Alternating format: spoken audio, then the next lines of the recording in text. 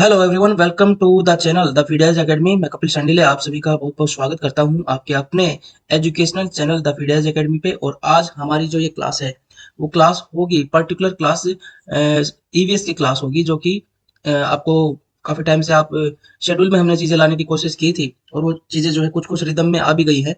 Current affair proper rhythm पे है, तो अब हमारा फोकस जो है वो ईवीएस पे आएगा। करंट अफेयर को कैसे शेड्यूल करना चाहिए, किस तरीके से डिलीवर करना चाहिए, वो हमने जो है डिसाइड कर लिया है कि करंट अफेयर जो है वो डेली तो होगी होगी, इसके बाद रिवीजन भी होगा। ठीक है, डेली करंट अफेयर होगा। ठीक है, बस डेली करंट अफेयर 10 क्वेश्चन पे फोकस ना करके रिवीजन भी होगा, और रिवीजन के साथ आपका टेस्ट भी होगा, क्योंकि फाइनली तो हमें सिलेक्शन के लिए अपने आप को तैयार करना है, तो इस स्ट्रेटेजी के साथ हम करेंगे। तो डेली करंट अफेयर रिदम पे आ गया है, तो अब बारी है ईवीएस की और जीएस की। ठीक है, तो ईवीएस की क्लासेस जो है उसको रिदम पे लाया जाएगा। इस वीक जो है ईवीएस की कई क्लासेस आएंगी, और टॉपिक जो है वो पहले नहीं बताया जाएगा, सरप्राइज होगा, रिवीजन होगा, प्रॉपर आपको चीजें समझाई जाएंगी, तो टॉपिक पहले बताने का कोई जरूरत नहीं है। आपका रिवीजन आप अपने रिदम पे पढ़ते रहिए। कई बच्चे कहते हैं कि टॉपिक पहले बताइए। टॉपिक अगर मैं पहले बताऊंगा तो आप बस उसी टॉपिक को पढ़ेंगे। ठीक है, तो एक तो होती है खुद की स्पीड, सेल्फ स्टडी होती है। ठीक है, आप सभी अपनी स्पीड से, गति से पढ़ते हैं, जैसे साइकोलॉजी में कहते हैं, तो सबको अपनी गति से पढ़ना चाहिए। कोई तेज पढ़ता है तो टॉपिक ज्यादा कवर कर सकता है, यहाँ रिवीजन करवाएंगे। ठीक है, कोई डाउट होता है क्वेश्चंस जो है वो डिस्कशन में, तो वो आपके सारे क्लियर हो जाएंगे। बाकी आप कमेंट छोड़ेंगे, कोई क्वेश्चन होगा तो वो भी डिस्कस करेंगे। तो आज हम जो टॉपिक कर रहे हैं वो ईवीएस का टॉपिक है। ठीक है, केवीएस ईएस वीवीएस में जो है प्रॉपर सिलेबस दिया हुआ है, और उसी सिलेबस को जो है हम फॉलो कर रहे हैं। इसके अलावा ये टॉपिक यूनिवर्सल है। डीएसएसबी में किसी भी पोस्ट की तैयारी, टीजीटी, पीजीटी, स्टेनो या एलडीसी, किसी भी पोस्ट की तैयारी कर रहे हैं, ये यूनिवर्सल टॉपिक है, और एसएससी में और यूपीएससी में सभी जगह ही आता है। तो ऐसा टॉपिक है जो यूनिवर्सल है, आप सभी के लिए लाभदायक है। चलिए जल्दी से शुरू करते हैं, बाद में डिस्कशन जो बात होगी वो करेंगे। ईवीएस, हाँ ईवीएस जो है वो, एक बात और बतानी है कि आज आपने इंग्लिश की क्लास ही जो है वो देख ली है, तो रिदम में इंग्लिश की क्लास आ जाएगी। ये वार्म अप क्लास थी, तो सर ने अपने मन से कहा कि हम ये एक टॉपिक पढ़ाएंगे। ठीक है, उसके बाद जो है प्रॉपर टॉपिक्स जो है वो आपके वो सारे करवाए जाएंगे।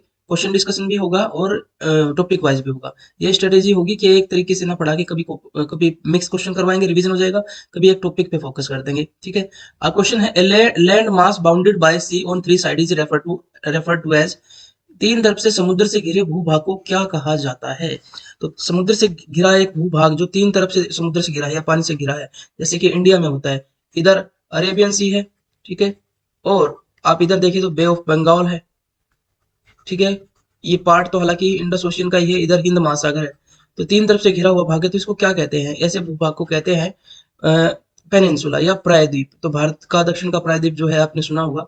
तो सही आंसर हमारा हो गया ये। चारों तरफ से अगर समुद्र से घिरा है तो उसको कहते हैं आइलैंड। समुद्र के किनारे या नदी के किनारे के उसको कहते हैं कोस्ट। ठीक है, ये भी नहीं है, ये भी नहीं है, ये भी नहीं है, आपका आंसर ही हो गया।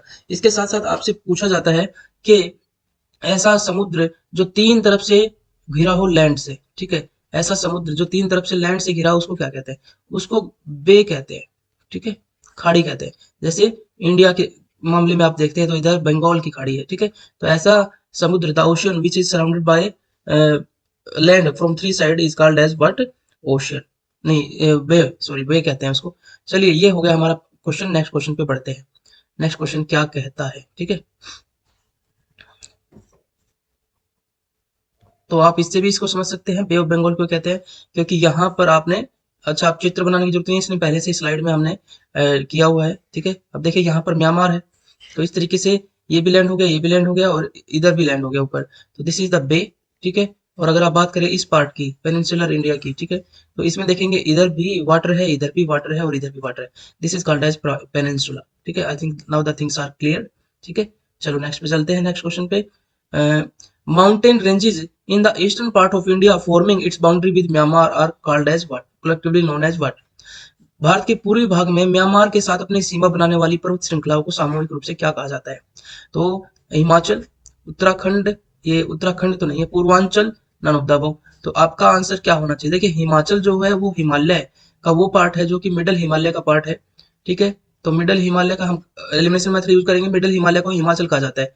और खास तौर से जो हिमाचल प्रदेश के अंदर है, तो ये तो नहीं कहा जाता। उसके बाद है उत्तराखंड, ये भी नहीं है।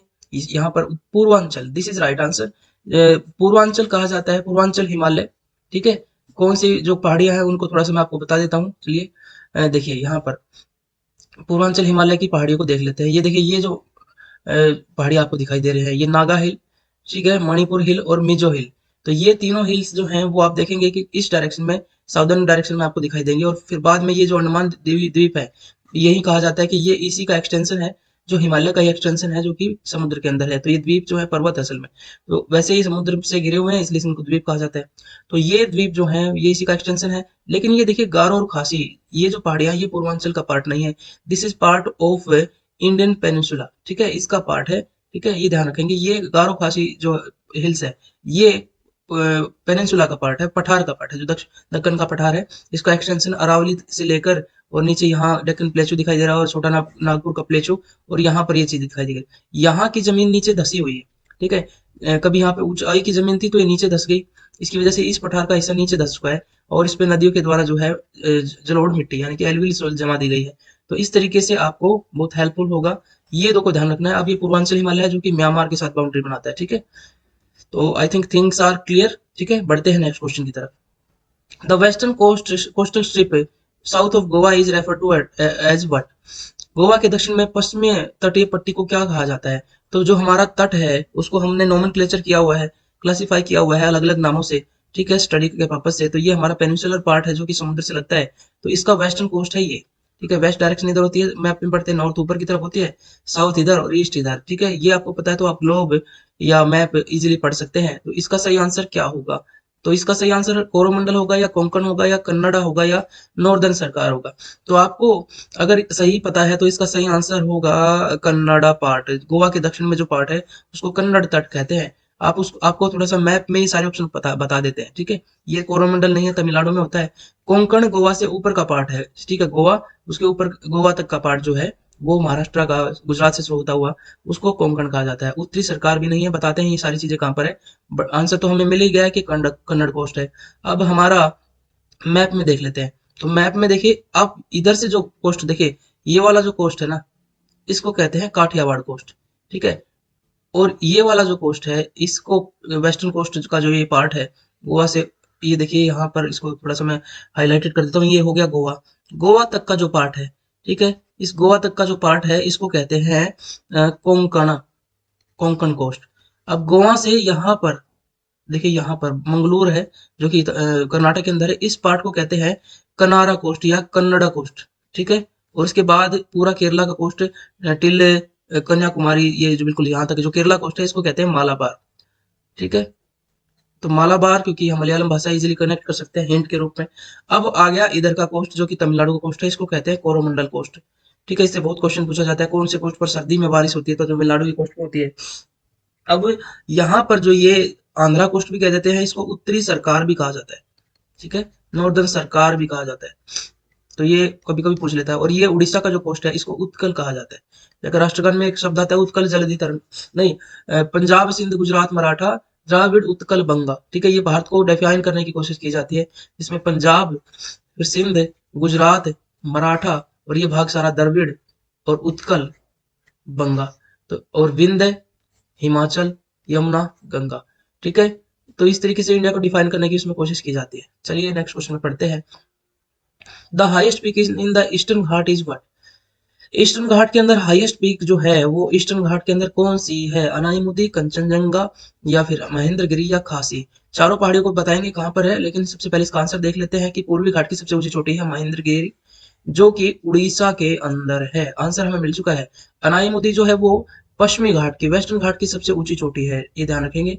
कंचनजंगा सिक्किम के अंदर है, तो इजिली आप जो है इसको याद रख सकते हैं। और खासी जो है ये मेघालय के अंदर है, ठीक है। खासी की पहाड़ियों में ही एक स्थान है जिसका नाम है चेरापूंजी, ठीक है। चेरापूंजी मेन स्थान है, और उसी चेरापूंजी के अंदर एक स्थान है मासिन राम, ठीक है। द मैक्सिमम बारिश का जो स्थान जो है, मैक्सिमम रेनफॉल जो है इंडिया के अंदर मासिन राम में होती है। रीजन क्या है कि ये जो पहाड़ियां हैं इस तरीके से हैं, तो इस तरीके से तो एक कीप सी बन जाती है जिसमें बादल एंटर तो कर पाते हैं, लेकिन उसके बाद निकलने तक वो ऊपर जब तक उठते रहते हैं तब तक उनका जो है पानी जो है बरसता ही रहता है, ठीक है। उनको निकलने का रास्ता नहीं मिलता, इसलिए यहाँ पे मैक्सिमम रेनफॉल एरिया है मासिन राम में, खासी में, ठीक है।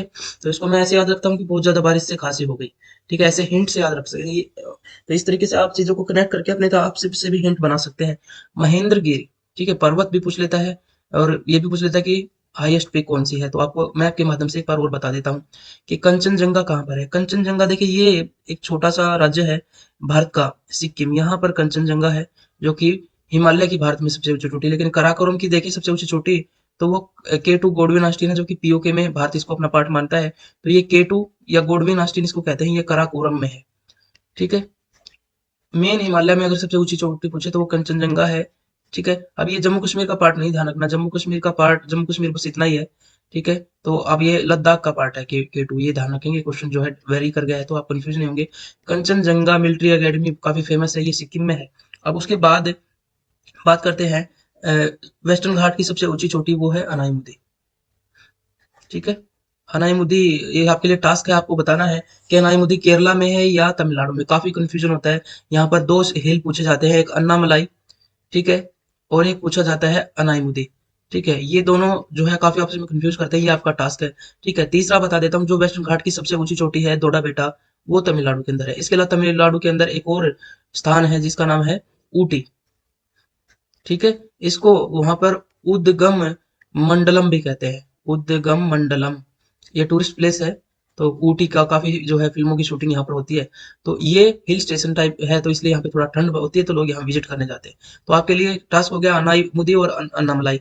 अब बात करते हैं जो क्वेश्चन था कि महेंद्रगिरी पर्वत, तो वो ईस्टर्न घाट पे है और ईस्टर्न घाट की सबसे ऊंची चोटी है। एक बात और ध्यान रखनी है कि ईस्टर्न घाट आप जब ऐसे चलेंगे तब उसकी ऊंचाई बढ़ती है, तो इसलिए यहाँ पर सबसे ऊंची चोटी, और वेस्टर्न घाट जब ऐसे चलेंगे तब उसकी ऊंचाई बढ़ती है, इसलिए वो चोटी जो है साउथ में है, नमले।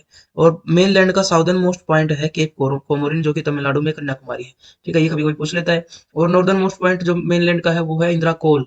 तो काफी कंफ्यूजन हुआ था बच्चों को, लेकिन अगर टोटल है साउदर्न मोस्ट पूछे तो वो है अंडमान निकोबार में, जिसका नाम है इंदिरा पॉइंट या पिग्मेलियन पॉइंट भी कहते हैं इसको।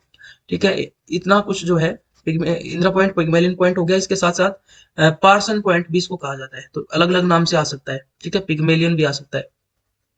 तो कई क्वेश्चन है कंफ्यूजन वाले हैं, तो आप दिक्कत कर सकते हैं। तो ये सारी चीजें आपकी क्लियर हो गई मुझे लगता है। ठीक है, अब बात करते हैं ये स्पेशल भी इस पे कभी क्लास आएगी तो इसको और डिफाइन करेंगे कौन से आइलैंड पे है। सारे फैक्ट एक जगह पे नहीं, इतना काफी है। ये narrow gap in a mountain, एक narrow gap range, mountain range providing access to other side is called as what. एक पर्वत श्रृंखला में से एक संकरी खाई जो दूसरी ओर पहुंच प्रदान करती है। मान लीजिए एक पर्वत श्रृंखला चल रही है ऐसे करके, ठीक है, तो बीच में एक एक स्थान जो होता है जो आने जाने का रास्ता प्रोवाइड करता है, तो इसको क्या कहते हैं? तो इसको कहते हैं पास, माउंटेन पास। ठीक है, कैसे आप बाकी चीजों को कैसे डिफाइन कर सकते हैं? वैली तो देखिए यहाँ पर भी है, ये वैली भी है, कोई वैली गहरी हो सकती है, कोई जो है कम गहरी भी हो सकती है। तो दिस इज नॉट, ये माउंटेन ही है, क्योंकि हम बेस पॉइंट देखें तो माउंटेन ही है अभी भी है। तो ये रास्ता जो है इसको कहते हैं पास। तो ये पास बारी बहुत इंपॉर्टेंट होते हैं, क्योंकि यहाँ से ही जो है व्यापार होते हैं दूसरे देशों के साथ या राज्यों के साथ, और यहीं से नदियां भी कई बार एंटर करती है, और इनको पहाड़ी भाषा में कहते हैं ला। ठीक है, जैसे आपने नाम सुना होगा शिव किला। तो शिव किला मैं बहुत बताता हूँ आपको, और ये एक रिवर इधर से एंटर करती है। बता, आपका टास्क है कि वो कौन सी रिवर है, अगर आप रिवाइज कर रहे हैं साथ साथ, तो वो कौन सी रिवर है शिव किला से एंटर करती है जो भारत के अंदर, और कौन से राज्य से होते हुए एंटर करती है, ये आपका टास्क है। आप कंटिन्यूस पढ़ रहे हैं तो आप इसका आंसर दे पाएंगे। अब हमारा आंसर तो हमें मिल गया ये। ठीक है, माउंट क्या होता है? टीला होता है। ठीक है, ज्यादा ऊंचा स्थान नहीं होता, तो ये तो रास्ता देगा नहीं। उसके बाद है स्ट्रेट। स्ट्रेट होती है जल डमरू मध्य भी कहते हैं इसको, जल संधि भी कहते हैं। देखिए, जब दो लैंड के बीच में कोई ऐसा पानी है जो इनको जोड़ता है, जैसे भारत और श्रीलंका के बीच में ये पानी जो है, ये इसको कहते हैं स्ट्रेट। ठीक है, जल डमरू हिंदी में कहते हैं। तो ये पाक स्टेट किसके बीच में है? एक क्वेश्चन आपको क्विज में डाला गया था कि पाक स्टेट जो है किस किस देश के बीच में है, तो पाक जल डमरू है भारत और श्रीलंका के बीच में है। एक और होता है इस्थमस, इसको कहते हैं भूसंधि। जब दो वाटर बॉडी को, एक जो मान लीजिए इधर भी पानी है, ठीक है, और इधर जो है, इधर भी पानी है, तो इनको जोड़ने वाला जो ये जो लैंड होता है इसको कहते हैं इस्थमस। जल संधि की जगह भूसंधि इसको कहा जाता है। चलिए बढ़ते हैं आगे नए क्वेश्चन पे। Name two hill that are located in the south east of the eastern Ghat. Two hills जो है बताइए जो लोकेटेड है south east of the eastern Ghat, घाट के पूर्वी घाट के दक्षिण पूर्व में कौन सी दो पहाड़ियां हैं? अब आपको डायरेक्शन पता होनी चाहिए, ये कौन सी डायरेक्शन आपको, पहले तो मैप पढ़ने में आप देखते हैं कि सबसे पहले ये सिंबल लिखा मिलेगा। ठीक है, इधर नॉर्थ है, इधर साउथ है, और इधर ईस्ट है, और इधर वेस्ट है। ठीक है, अब आपको देखना है कि ईस्टर्न घाट जो है उसके साउथ ईस्ट में, साउथ ईस्ट मतलब ये हो गया इस डायरेक्शन में। तो यहाँ पर कौन सी हिल्स होती है? देखिए, मणिपुरी हिल्स तो होंगी नहीं। अगर भारत के मैप की आप बात कर रहे हो, लीजिए भारत का मैप एक बार थोड़ा सा ड्रॉ कर लेते हैं और आप इसको इजीली समझ पाएंगे कि भारत के मैप में ऐसा मुमकिन है या नहीं है। ठीक है, तो इधर देखिए ये हो गया ईस्टर्न घाट। ठीक है, इधर। ठीक है, यहाँ को अगर बेस बना के आप डायरेक्शन खींचेंगे तो ये नॉर्थ हो गया, ये ईस्ट हो गया, ठीक है, ये साउथ हो गया और ये वेस्ट हो गया। तो यहाँ पे नॉर्थ ईस्ट डायरेक्शन बनती है, तो इधर की पहाड़ियां तो होंगी नहीं। तो पटकाई हिल, मिजो हिल, पटकाई हिल सब हट गया। मिजो हिल, नागा हिल। हमारा आंसर आ गया जावदी और शेवराई। ये जावदी और शेवराई जो है तमिलनाडु के अंदर है। ठीक है, जावदी शेवराई जो पहाड़ियां तमिलनाडु के अंदर है। इसके अलावा अगर आपसे पूछे तो नल्ला मल्ला कहाँ पर है? नल्ला मल्ला की पहाड़ियां जो ईस्टर्न घाट के अंदर है। ठीक है ये आंध्र प्रदेश के अंदर है। तो आपको कुछ पहाड़ियां अगर नहीं हुई हैं तो उसमें आपको और भी पहाड़ियां हो गई। देखिए नागालैंड के अंदर नागा हिल है, मिजोरम के अंदर मिजो हिल और मणिपुर हिल वहां पे है। ठीक है, अब मिजो हिल को लुसाई हिल भी कहते हैं। अब देखिए जावदी और सेवरॉय ये तमिलनाडु के अंदर है, जो कि ईस्टर्न घाट का पार्ट है। ठीक है, तो ये ईस्टर्न घाट का ही पार्ट है। पटकाई भी उधर ही है, नॉर्थ ईस्ट की तरफ। ये सारा कट गया, तो हमारा आंसर यहाँ पे निकल गया है इजीली। नेक्स्ट क्वेश्चन करते हैं। The longitudinal valleys lying between lesser Himalaya and Shivalik are known as what? तो ऐसी वैलीज जो कि लॉन्गिट्यूडिनल, लॉन्गिट्यूडिनल मतलब लंबवत जो वैलीज है, ठीक है, वो लेसर हिमालय और शिवालिक के बीच में। देखिए हिमालय के तीन पार्ट है। सबसे पहला तो ये होता है ग्रेटर हिमालय, उसके नीचे है लेसर हिमालय और फिर है शिवालिक। तो ये तीन पार्ट हो गए। तो ग्रेटर हिमालय इसको हिमाद्री कहते हैं, या इनर हिमालय भी कहते हैं, इसको मिडल हिमालय कहते हैं, या लेसर हिमालय कहते हैं, हिमाचल भी कहते हैं, और इसको कहते हैं शिवालिक, आउटर हिमालय या साउदर्न मोस्ट हिमालय। तो इन दोनों के बीच की बात हो रही है, इसकी और इसकी, लेसर हिमालय के और इसके बीच की बात हो रही है। तो ये कह रहा है कि इनके बीच में जो लॉन्गिट्यूडनल वैलीज होती है उनको क्या कहते हैं? तो उनको क्या कहते हैं? कांगड़ा वैली। नहीं, कांगड़ा वैली नहीं कहते। कांगड़ा वैली जो है वो एक पर्टिकुलर स्थान है।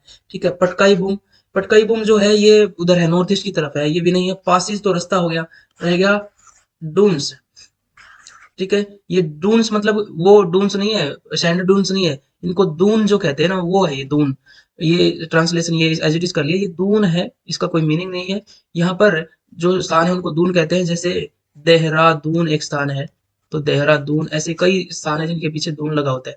ठीक है, अब बात करते हैं, in which division of Himalayas are the famous valley of Kashmir, Kangra and Kullu are located? कौन से रीजन है हिमालयाज के जिसके अंदर कश्मीर वैली, कांगड़ा एंड कुल्लू ये सभी जो है वो लोकेटेड है? तो आप बताइए इसका सही आंसर क्या है? कश्मीर, कांगड़ा एंड कुल्लू। तो आपको दिखाई देगा कि आपको लगेगा कि हिमाद्री है। तो हिमाचल वाला जो एरिया है, यहाँ पे आप देखेंगे हिमाचल हिमालयाज के अंदर काफी जो है टूरिस्ट प्लेस है। शिवालिक हिमालयाज में भी है हालांकि, लेकिन शिवालिक जो हिमालयाज है वो लेस स्टेबल है, यहाँ पे लैंडस्लाइड बहुत दिखाई देता है। तो ये हिमालयाज वाला ये वाला जो पार्ट है, इसमें काफी आपको दिखाई देता है। ठीक है, किस भाग में? दून तो लॉन्गिट्यूडिनल वैलीज हो गई जो कि हिमाचल और शिवालिक के बीच में है, तो इसका तो आंसर वैसे ही कट गया। तो आपका मिडल हिमालय जो है उसमें ये जो है टूरिस्ट प्लेस बहुत ज्यादा देखने को मिलते हैं। What are lesser Himalaya known as? तो लेसर हिमालयाज को किस नाम से जाना जाता है? लेसर को कभी कभी हम जो कह देते हैं जो सबसे नीचे वाला, नहीं, ये कंफ्यूजिंग है। तो लेसर हिमालय जो है ये मेन हिमालय, ग्रेटर हिमालय या हिमाद्री इसको कहते हैं, ऊपर वाला नॉर्थ की तरफ, और बीच में आता है लेसर हिमालय, लघु हिमालय। तो इसको कहते हैं हिमाचल। तो सही आंसर हमारा हो गया क्या? हिमाचल। इसके नीचे शिवालिक है, और जो नॉर्थ ईस्ट की तरफ जो म्यांमार के साथ बनाती है सीमा, उसको पूर्वांचल कहते हैं। हिमाद्री ग्रेटर हिमालय हो गया। I think the things are revise again again, और आपको जो है ये चीजें क्लियर हो रही है। विच ऑफ द फॉलोइंग सॉरी, असल में थोड़ी सी तबीयत मेरी खराब है, ठीक है, इसलिए थोड़ा सा ये जो है डिस्टर्बेंस है। लेकिन फिर भी क्योंकि आज इंग्लिश की क्लास शुरू हो रही थी, तो मुझे लगा कि हाँ क्यों ना ईवीएस की भी क्लास शुरू की जाए, क्योंकि इंग्लिश की एक पूरा पैकेज हो तो अलग ही मजा आता है। फिर बच्चे को, स्टूडेंट्स को कहीं भटकने की जरूरत नहीं होती। आपको मैथ की क्लास शुरू हो गई है, करंट अफेयर की क्लास शुरू हो गई है, ठीक है, रेगुलर। उसके बाद अगर इंग्लिश की शुरू हो जाती है और फिर ईवीएस भी आ जाती है, ठीक है। इसके अलावा मैथ की निखिल सर की क्लास के अलावा एक क्लास और होती है जो हालांकि सीटेट के बच्चों के लिए हम करवा रहे हैं, लेकिन उसमें जो गौरव सर करवाते हैं उसमें बेसिक मैथमेटिक्स करवाते हैं, जिससे आपकी स्पीड बढ़ती है, कैलकुलेशन की स्पीड बढ़ती है। तो वो कोई वैसी बात नहीं है, इसको सभी बच्चे कर सकते हैं। कैसे मल्टीप्लिकेशन जल्दी से करें, डिवाइड अच्छे से करें, जल्दी से करें, कैसे आंसर जल्दी से निकालें, वो प्रैक्टिस करवाई जा रही है। तो देखिए, एक क्लास, दो क्लास, तीन क्लास, चार क्लास, इतनी क्लासेस हो गई हैं। और उसके अलावा मैथमेटिक्स की आ रही है, फिर सीडीपी क्लास। ठीक है, सीडीपी की क्लास जो है हालांकि दिल्ली डाइट के बच्चों को करवाई जा रही है, और जो हमारे जो इंस्टीट्यूट के बच्चे हैं उनको करवाई जा रही है। ऑनलाइन बैच जो हमारा है उनको करवाई जा रही है। लेकिन वो सीडीपी क्लास भले ही सीटेट के लिए, लेकिन टॉपिक जो है वो कॉमन टॉपिक है उसको आप केवीएस के लिए भी कर सकते हैं। तो इतनी सारी क्लासेस हो रही हैं तो एक एनर्जी आती है कि चलो शुरू करते हैं, ठीक है। और इतनी सारी क्लासेस जब एक प्लेटफॉर्म पे आती है तो फिर बच्चों को भी ज्यादा भटकना नहीं पड़ता, तो उनको जो है सिक्योरिटी से हो जाती है पढ़ने में। अब है नेक्स्ट क्वेश्चन, और क्वेश्चन है कि विच of the following is the highest peak in India. India के अंदर कौन सी हाईएस्ट पीक है भारत के अंदर? माउंट एवरेस्ट, कंचनजंगा, नंगा पर्वत या नंदा देवी। अब देखिए, इसने ये नहीं पूछा कि भारत की सबसे ऊंची चोटी में एक नाम नहीं लिखा, तो अब हमें आंसर निकालना होगा इन्हीं चार ऑप्शन से, ठीक है। माउंट एवरेस्ट है क्या? माउंट एवरेस्ट नहीं है। माउंट एवरेस्ट जो है वो नेपाल के अंदर है, ठीक है। इसको सागर माथा कहा जाता है वहां पर। एक और चीज आपको समझनी है कि जब इंडियन प्लेट से यूरेशियन प्लेट जो है आके टकरा रही थी, ठीक है, इस इंडियन प्लेट से यूरेशियन प्लेट आके टकरा रही थी। ये इंडियन प्लेट है और ये यूरेशियन प्लेट है, ठीक है। ये काफी स्पीड में है, 7 सेंटीमीटर पर ईयर की स्पीड, बाकी सभी प्लेट से सबसे ज्यादा स्पीड में अगर पूछते हैं तो वो इंडियन प्लेट ही है। जब ये आके टकराती है तो ये ओशियन पार्ट है, ओशियन पार्ट पहले मिलता है।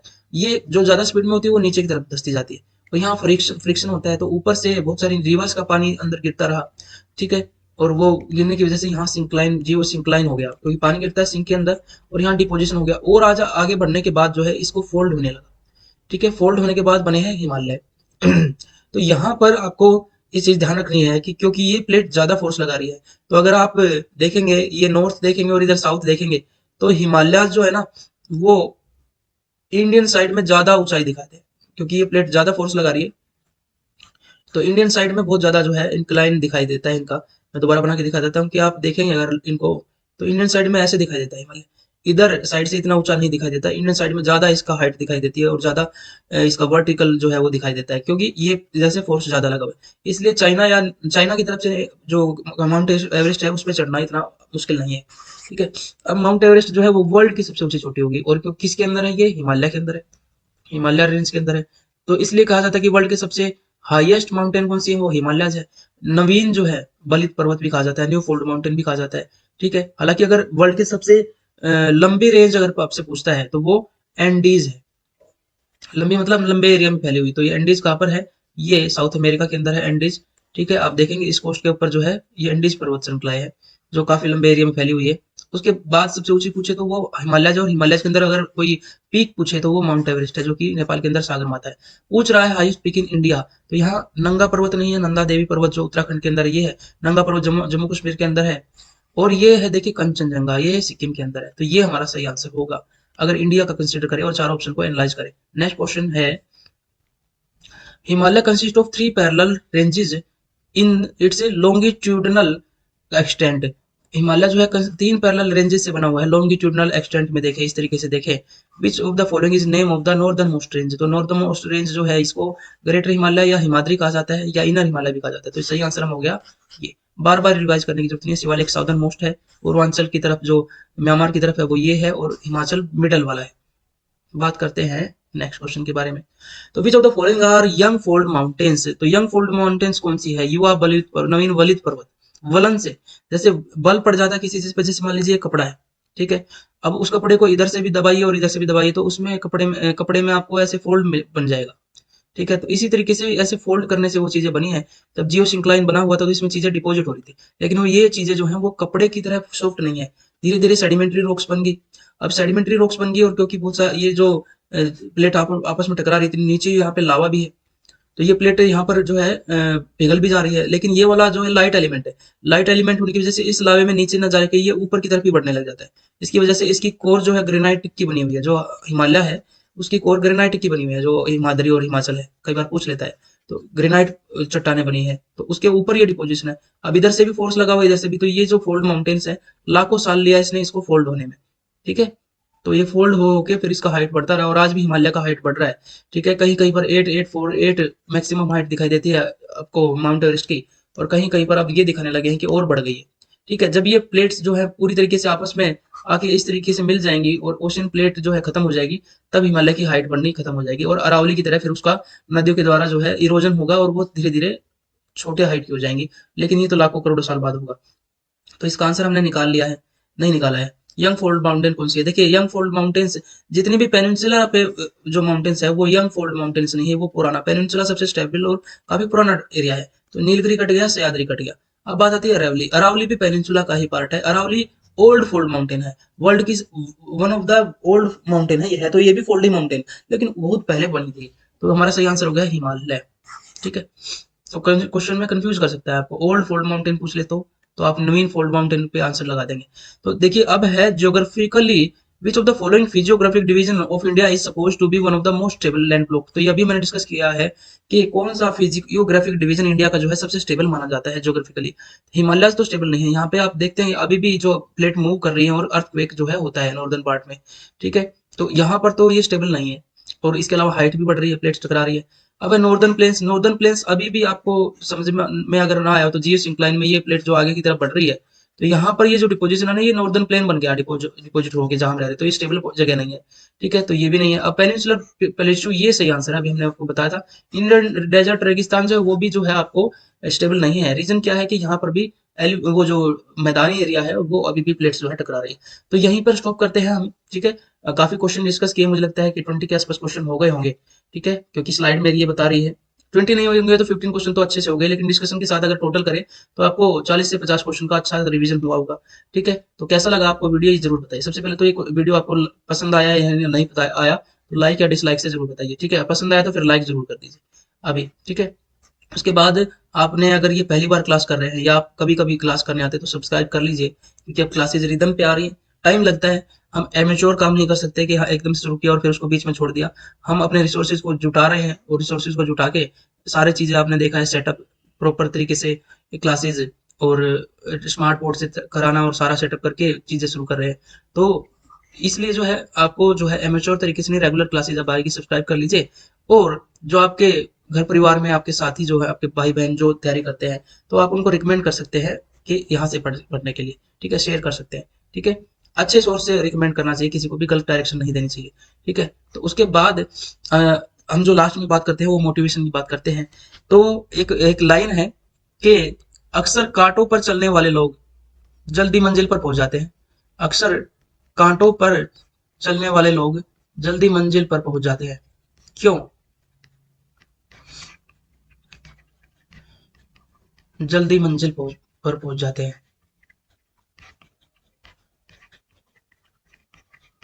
रीजन क्या है? रीजन ये है कि कांटे आपकी चलने की स्पीड दुगनी दुगनी कर देते हैं। आप खराब कंडीशन में कभी नहीं रहना चाहते। आप कभी कभी भी जो स्ट्रगल टाइम है उसको जो है पसंद नहीं करते, या जब दुख का टाइम होता है आप उसको पसंद नहीं करते, आप उसको जल्दी से जल्दी कोशिश करते हैं भूलने की। तो जब आप स्ट्रगल करेंगे, ठीक है, जब कांटों पे चलेंगे, संघर्ष के रास्ते पे चलेंगे तो जल्दी पहुंचेंगे, क्योंकि वो आपकी स्पीड, चलने की स्पीड जो है तेज कर देते हैं। अगर आप कंफर्ट जोन में रहेंगे, आप मान लीजिए आपका डेली का रूटीन है कि आप बहुत लेट उठते हैं और लेटे रहते हैं रजाई में, या किसी भी तरीके से कम टीवी देखते हैं, फोन देखते रहते हैं, तो आपको बड़ा एंजॉयमेंट होता है, आप कंफर्ट में है अभी। ठीक है, लेकिन अगर कुछ पाना है तो उस कंफर्ट जोन से बाहर आके ही आपको वो मिलेगा, बाहर आके ही आप जो है कुछ पा सकते हैं। अदरवाइज आप उसी उसी जगह पे रहेंगे। कंफर्ट जोन पे मान लीजिए आप यहाँ पे हैं, थोड़ा ऊपर उठना चाहते हैं तो आपको फिर प्रयास करना पड़ेगा, तो तब आप यहाँ पहुंचेंगे। और ऊपर जाना चाहते हैं तो और प्रयास करना पड़ेगा। ठीक है, तब आप यहाँ पहुंचेंगे। तो कंफर्ट जोन में तो आप यहीं पे रहेंगे। अब आप डिसाइड कीजिए कि जो आपने डिप्लोमा किया है या जो डिग्री की है वो कहते हैं कि डिग्री है मेरे पास। ठीक है, मेरे पास डिग्री है, तो उसने कहा कि कोई बात नहीं, डिग्री तो थर्मामीटर के पास भी है। जॉब है या नहीं है, ये बात बताइए, आप सक्सेसफुल हुए कि नहीं हुए। तो मानते हैं कि जॉब ही मिलना आपकी काबिलियत को नहीं दिखाता, लेकिन जॉब मिलना भी बहुत जरूरी है, क्योंकि आप इकोनॉमिक रूप से स्टेबल होते हैं, परिवार भी स्टेबल होता है। तो जॉब अगर आप पा सकते हैं, आपके अंदर पोटेंशियल है, तो क्यों नहीं।